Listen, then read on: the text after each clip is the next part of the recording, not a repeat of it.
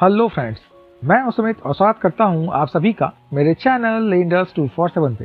So friends, आज के इस वीडियो में हम लोग बात करने वाले हैं ऑटो डेबिट के रिगार्डिंग कि आखिर ये ऑटो डेबिट क्या होती है, ये फैसिलिटीज़ क्यों हमें दी जाती है। बहुत सारे ऐप में आपको ये ऑटो डेबिट की फैसिलिटी मिल जाएगी, तो आखिर इसका उद्देश्य क्या है, ये है क्या, इसके बारे में जानने की हम पूरी कोशिश करेंगे इस वीडियो में। तो वीडियो के अंत तक हमारे साथ बने रहिएगा।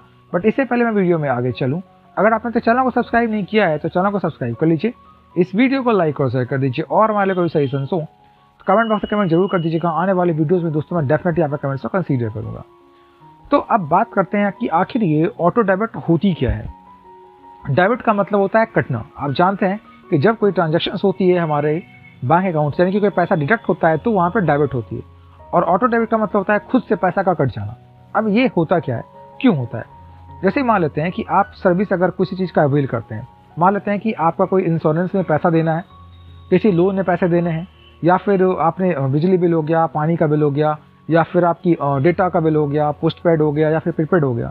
इन सारी चीज़ में जो आप पे करते हैं बार बार, जैसे मान लीजिए इलेक्ट्रिसिटी के बिल है, आपने पे कर दिया 5 तारीख को और आपको पता है कि अगले बार फिर अगले मंथ की 5 तारीख को, यानी कि 5th को जो है आपको पेमेंट करना है। लेकिन आप इतने बिजी हैं कि आप वो खुद से नहीं कर सकते, कि आपको ध्यान नहीं होता कि इतने सारे 10-12 जगह पे हैं, तो हर बार वो मैनुअली आपको करना पड़ता है। तो इनसे बचने के लिए ये ऑटो डेबिट की फैसिलिटीज़ होती है, जो आप अपने बैंक अकाउंट के जरिए या फिर यूपीआई पेमेंट के जरिए इसको इनेबल करते हैं। जैसे कि मान लेते हैं कि आपने कोई रिचार्ज किया, आपने फ़ोन पे का इस्तेमाल आप करते हैं। जैसे मान लेते हैं कि आप फ़ोन पे का इस्तेमाल करते हैं और फ़ोन पे आप हर बार रिचार्ज करते हैं अपने नंबर्स को, प्रीपेड नंबर आपका, और हर बार अपने फ़ोन नंबर को आप रिचार्ज करते हैं।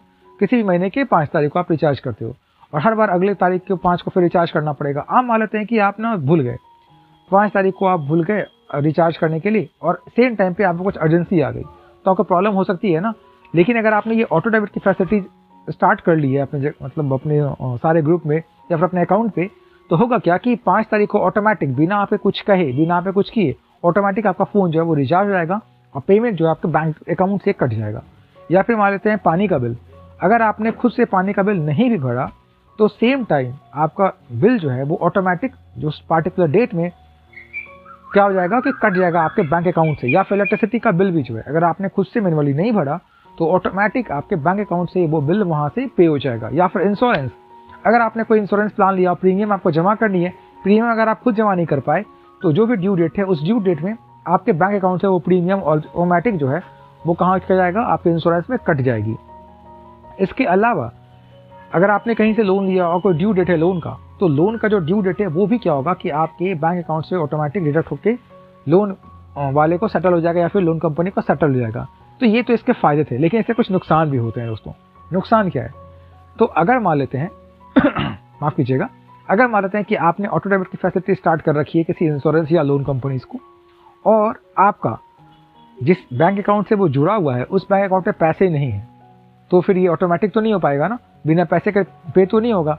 तब अगर ऐसा होता है कि आपका ऑटोमेटिक आपने कर रखा है और अकाउंट में आपका पैसा नहीं है, बैलेंस नहीं है, तो ऐसे हालत में बैंक्स जो है आपसे कुछ पेनल्टी चार्ज करती है, ये आप जानते हैं। तो आपसे बैंक पेनल्टी चार्ज करेगी, तो ये नुकसान है। तो मैं आपसे यही कहूँगा कि अगर ऑटोमेटिक पेमेंट जो आप करते हैं, यानी कि ऑटो डेबिट की फैसिलिटी जो है वो आप तभी यूज कीजिए जब आपके अकाउंट में रेगुलर बैलेंस रहता हो। अगर ये नहीं होता है ऐसा, तो आप इसका इस्तेमाल करने से थोड़े से बच सकते हैं, सावधान रह सकते हैं, क्योंकि इनका इस्तेमाल करने से आपको लॉस भी हो सकता है।